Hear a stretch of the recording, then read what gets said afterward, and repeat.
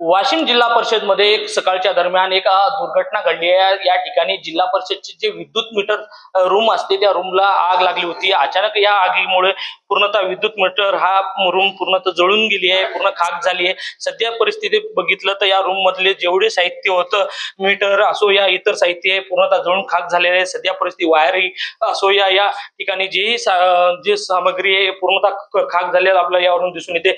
या ठिकाणी अनेक ठिकाणी काही कागदपत्र होते या ठिकाणी पूर्ण जळून गेले आहे। तसेच या ठिकाणी ज्या आग विझवण्यासाठी जे सामग्री पाहिजे होती आग विझवण्यासाठी ती इथं नसल्याचं आपल्याला यावरून दिसून येते। कारण सकाळी 2:30च्या दरम्यान ही आग लागली होती, मात्र 9 वाजेपर्यंत ही आग चालूच होती। इथं विझवण्यासाठी कोणतीही वस्तू इथं नसल्यामुळे इथं नेमकाच प्रश्न आता निर्माण होत आहे। आपल्यासोबत या ठिकाणी ज्या विद्युत मीटर रूमवर लक्ष देण्यासाठी एक कर्मचारी आहेत, त्यांच्याकडून जाणूया नेमकंच काय परिस्थिती आहे।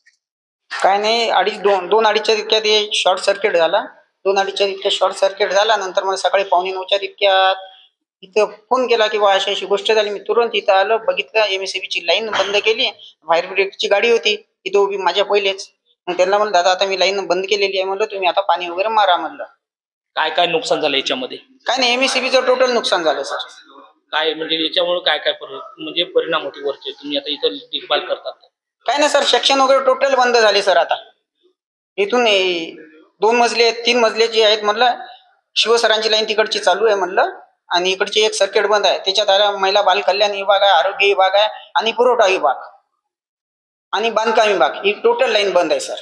नक्कीच या जे शॉर्ट सर्किटमुळे ही जी आग लागली याच्यामुळे आता जिल्हा परिषदची लाईन पूर्णतः बंद आहे, त्यामुळे आता कामकाजावर याचा परिणाम होणार आहे। कॅमेरामन सचिन राणेसह विठ्ठल देशमुख, TV9 मराठी, वाशिम।